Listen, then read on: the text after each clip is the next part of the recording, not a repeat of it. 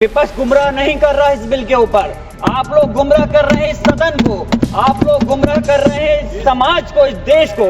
हम इस देश के दुश्मन नहीं, हम इस देश में नौकर भी नहीं हैं, हम इस देश के मालिक हैं। हमारे बुजुर्गों ने लाखों की तादाद में इस देश को आजाद कराने के समय अपनी जान माल की कुर्बानियां दे करके साबित किया था। ये बिल इतना खतरनाक है, हमारे सारे समाज को तोड़ने का काम कर रहा है और बिहार और खास तौर से आंध्र प्रदेश की जनता आपके सहयोगी दल को कभी माफ नहीं करेगी। वक्फ संशोधन बिल को लेकर विपक्ष लगातार केंद्र की बीजेपी सरकार पर हमलावर है। बुधवार को लोकसभा में वक्फ संशोधन बिल पेश होने के बाद संभल से समाजवादी पार्टी के सांसद जियाउर रहमान बर्क ने केंद्र सरकार पर तीखा हमला बोला है। बर्क का कहना है कि वह इस बिल का विरोध इसलिए कर रहे हैं क्योंकि यह आम लोगों को गुमराह करने वाला बिल है। उन्होंने संसद में दहाड़ लगाते हुए कहा कि मुसलमान इस देश के दुश्मन नहीं हैं, बल्कि वे देश की तरक्की और विकास चाहते हैं। हमारे बुजुर्ग ने देश की आज़ादी के लिए अपनी जान और माल की कुर्बानी दी थी। जब देश का बंटवारा हुआ तो जिन्हें पाकिस्तान से प्यार था वे पाकिस्तान चले गए, लेकिन जिनका दिल हिंदुस्तान के लिए धड़कता था वे यहीं रहे हैं। इतना ही नहीं, उन्होंने आगे कहा कि हम इस देश के नौकर नहीं बल्कि मालिक हैं। सभी को मिलकर देश की तरक्की की बात करनी चाहिए। देश का जब बंटवारा किया था माननीय अध्यक्ष जी, तो उस वक्त अगर जो मुसलमानों को प्यार था पाकिस्तान से वो चले गए, जिनको इस हिंदुस्तान से प्यार था, वफा थी, वो आज इस हिंदुस्तान के अंदर है। हम इस देश के दुश्मन नहीं, हम इस देश में नौकर भी नहीं हैं, हम इस देश के मालिक हैं और हम चाहते हैं कि सब लोग मिलकर के, सारे धर्मों के लोग मिलकर के इस देश की तरक्की की बात करें। इसके अलावा उन्होंने कहा कि यह बिल इतना खतरनाक है कि सारे समाज को तोड़ने का काम करता है। अगर बिहार और तमिलनाडु की आपके सहयोगी आपका साथ दे रहे हैं तो जनता उन्हें कभी माफ नहीं करेगी। साथ ही यह भी कह डाला कि मुसलमानों के हक की बात वे लोग कह रहे हैं जिनके पास 240 सांसद होने के बावजूद एक भी मुस्लिम सांसद नहीं है। इसके अलावा सपा सांसद जियाउर रहमान बर्क ने क्या कुछ कहा, आप भी सुनिए। जियाउर रहमान। बिस्मिल्लाहिर्रहमानिर्रहीम। माननीय अध्यक्ष जी, आपका बहुत बहुत शुक्रिया कि आपने मुझे इस महत्वपूर्ण बिल पर बोलने का मौका दिया और मुझे उम्मीद है कि आपका संरक्षण मुझे मिलेगा कि मैं अपनी बात को मुकम्मल कर सकूं। मैं अपनी बात इस शेर के साथ शुरू करना चाहता हूं कि बुलंदी देर तक किस शख्स के हिस्से में रहती है, बुलंदी देर तक किस शख्स के हिस्से में रहती है, बहुत ऊंची इमारत हर घड़ी खतरे में रहती है। माननीय अध्यक्ष जी, आज मैं इस सदन में वक्फी तरमीमी बिल 2025 के खिलाफ अपनी बात रखना चाहता हूं। वक्फ अमेंडमेंट बिल 2025 के जरिए सरकार वक्फ ट्रिब्यूनल के अधिकार को कम कर रही है। वक्फ बोर्ड के अधिकार में भी काफी कम किए जा रहे हैं। वो इसलिए कि ताकि वक्फ बोर्ड की संपत्ति को आसानी से सरकार अपने कंट्रोल में कर सके, जिसको कि हम बर्दाश्त नहीं करेंगे। माननीय अध्यक्ष जी, मैं आपके माध्यम से कहना चाहता हूं कि मैं और हमारे नेता माननीय राष्ट्रीय अध्यक्ष अखिलेश यादव जी सिर्फ इस बिल का इसलिए विरोध नहीं कर रहे कि इसको एनडीए सरकार लेकर के आई है। हम इस बिल को विरोध इस वजह से कर रहे हैं क्योंकि ये हमारे मुस्लिम समाज को तोड़ने का काम है, हमारे मुस्लिम समाज को कमजोर करने का काम है और इस देश के अंदर विकास में रोधा उत्पन्न करने का काम है। माननीय अल्पसंख्यक मंत्री जी कह रहे थे कि विपक्ष गुमराह कर रहा है, बल्कि हकीकत यह है विपक्ष गुमराह नहीं कर रहा इस बिल के ऊपर, बल्कि आप लोग गुमराह कर रहे हैं। आप लोग गुमराह कर रहे हैं इस सदन को, आप लोग गुमराह कर रहे हैं इस समाज को, इस देश को।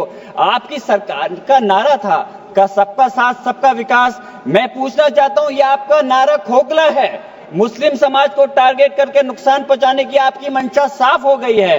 माननीय गृह मंत्री जी श्री अमित शाह साहब भी यहाँ बैठे हुए हैं।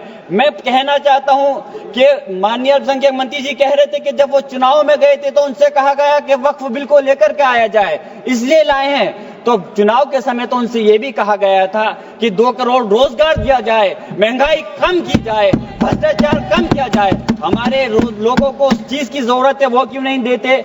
मैं कहना चाहता हूं कि इस देश का मुसलमान दुश्मन नहीं है, इस देश का मुसलमान वफादार है, इस देश की तरक्की चाहता है, इस देश का विकास चाहता है और हमारे बुजुर्गों ने लाखों की तादाद में इस देश को आजाद कराने के समय अपनी जान माल की कुर्बानियां देकर के साबित किया था।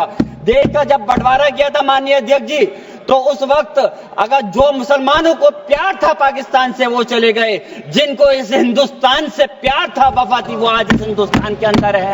हम इस देश के दुश्मन नहीं, हम इस देश में नौकर भी नहीं हैं, हम इस देश के मालिक हैं और हम चाहते हैं कि सब लोग मिलकर के, सारे धर्मों के लोग मिलकर के इस देश की तरक्की की बात करें।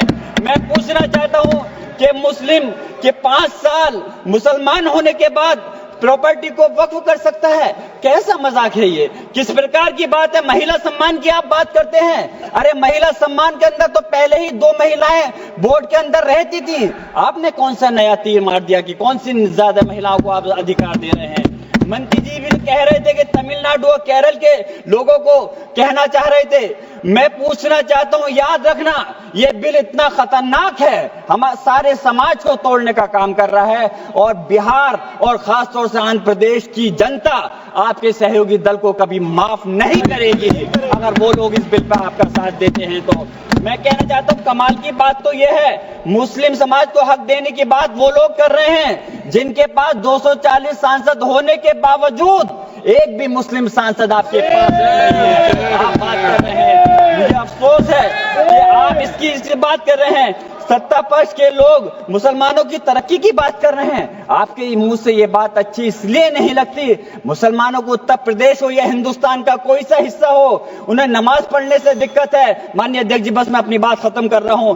अजान से दिक्कत है, मदरसों से दिक्कत है, मुसलमानों के कारोबार से दिक्कत है, मुसलमानों की स्कॉलरशिप को बंद कर रहे हैं और उसके बाद वक्फ के माध्यम से मुसलमानों को हक दिलाने की आप बात कर रहे हैं। मेरा कहना है कि क्या देश में माननीय न्यायालयों के अंदर पहले से मुकदमों की कमी है जो नए इस बिल को लाकर के नए जन्मों को विवाद दिया जा रहा है? आप वैसे तो संवैधानिक प्रक्रिया पर यकीन रखते हैं, आप कहते हैं कि संवैधानिक प्रक्रिया के तहत ही हर बूथ में चुनना चाहिए, तो मैं वक्फ बोर्ड के अंदर क्यों आप नॉमिनेट करके सदस्यों और अध्यक्ष को नॉमिनेट करके सरकार के कंट्रोल में रखना चाहते हो? मैं अपनी बात खत्म करते हुए मैं सरकार से कहना चाहता हूं आपके माध्यम से माननीय अध्यक्ष जी कि इस बिल को वापस लेना चाहिए।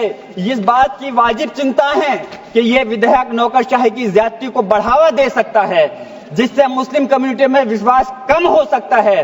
संस्कृति और मजहबी विरासत की हिफाजत कभी भी प्रभावित नहीं होनी चाहिए।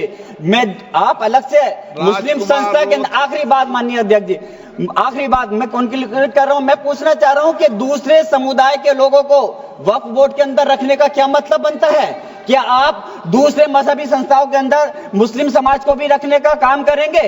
तो इसलिए इस प्रकार का भेदभाव, नफरत की दीवार खड़ी मत करिए। इस देश की तरक्की के लिए सब लोगों को मिलकर के साथ चलना पड़ेगा। मैं अपनी बात इस शेर के साथ खत्म कर रहा हूं माननीय अध्यक्ष जी कि ये इंसान के बनाए हुए काले कानून, ऐसे कानून से नफरत है, अदावत है मुझे, इनसे हर सांस में तहरीक बगावत है मुझे। बहुत बहुत शुक्रिया माननीय।